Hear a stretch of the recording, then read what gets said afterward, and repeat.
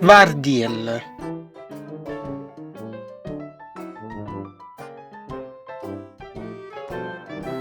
C'è stava una volta un guaglione di nome Vardiel che viveva con la mamma. Era poco dritto e combinava solo guai. Un giorno la mamma è a pigliare un quadro importante in un altro paese e ricetta al figlio: mi raccomando, non fa guai. Sta accorta all'inello che sta guardando l'ova e non tocca che gli uccelli rinda chi lo vasetto perché non so buono. Vardiel faceva tesi per la capo, ma come la mamma se ne jette, ha cominciato a pensare che male servizio poteva fare. Voleva far mettere paura alla mamma, e così ha cominciato a fare una maschera in un lupo. Pigliato un pezzo di legname e ha accennato il focolare, ha mischiato con l'acqua e ha cominciato a rapittare. Quando finette, volete provare la maschera per far paura a Lina. No te mangi, gallinella! Ma che si sa paurato e ha cominciato a se ne fuggire. Vardiel non sapeva che era fare e cercava di fermare per l'attizzatoio del camino, non facendo l'apposta o guaglione a cirettare all'ina.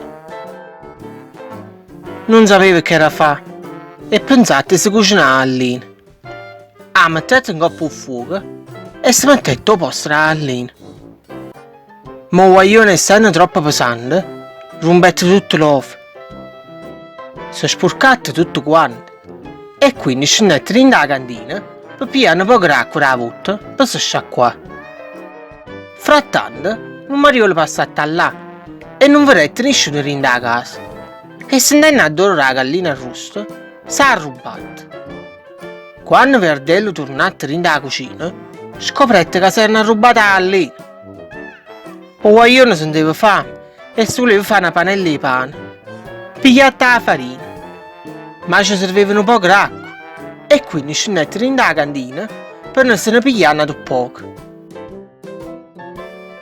Quando scendette, vedette che aveva capputtata la votta e si era allagata la cantina.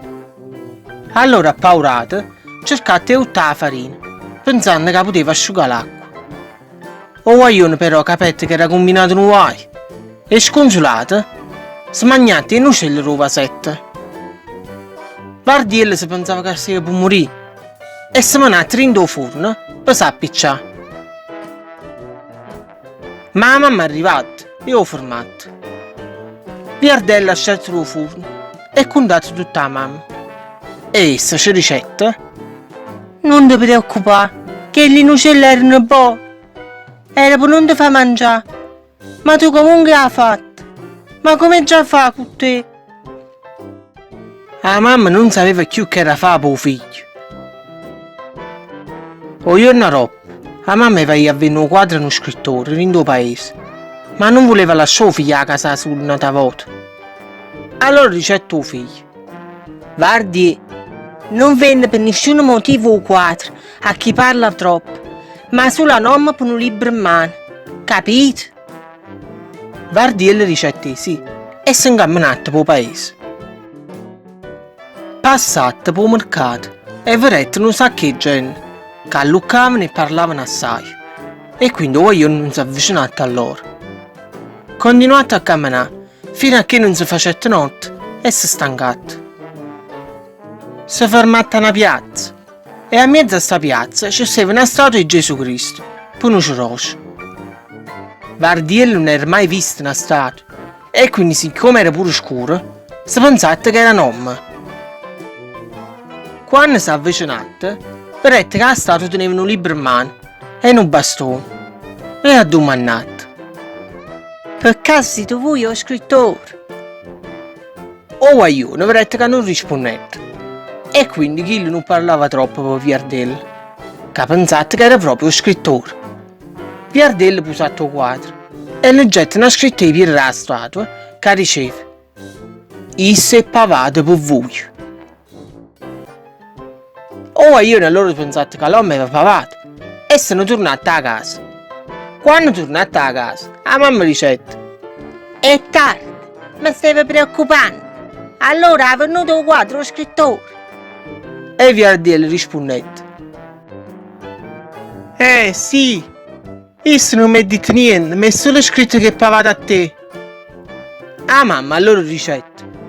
Che combinato! Nessuno mi è pavato! Mo come mi fa? Vardiello rispondette. Mo torni immediatamente a più quadro. O guaglione gli è tornato a votare a piazza e quando è arrivata dicette. Mi hai fatto fesso, tu non hai pavato. Mo ti faccio vedere. E si è arrampicato in coppa a statua cercando la vatta. Ma sbattendola, la statua caretta e si rompette. Da rinda la statua, ha scelto un sacco di monete d'oro. Vardiello e Cuglietti monete d'oro e se ne fuiette. Mentre correva, una moneta caretta, ma essa non se ne accorgette. Tornate a casa e facette vedere a mamma quello che era trovato. La mamma fu contenta e io non ho paccattato uva pasta e fighe secche. Mentre la mamma si fu mercato, Vardiello vedette due uomini che si appiccicavano per una moneta d'oro. Allora il guaglione per fu buffone dicette. Quando siete scemi, vi state scannando per un sordo. Io mi tengo un sacco di monete d'oro che ho già trovato in la piazza. La voce si spargette e la mamma di Vardiello lo venette a sapere subito.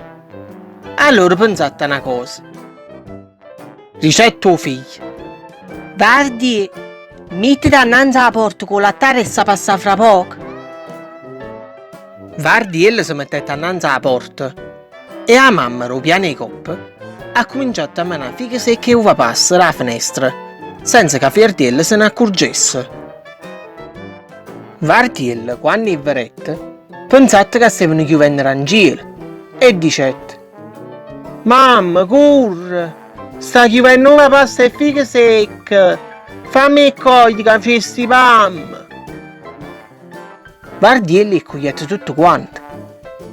Quando la gente passata là per sapere che aveva trovato, esse raccontate tutte cose a tutti, per fine che certe fighe secche e uva passa avevano chiuso in giro.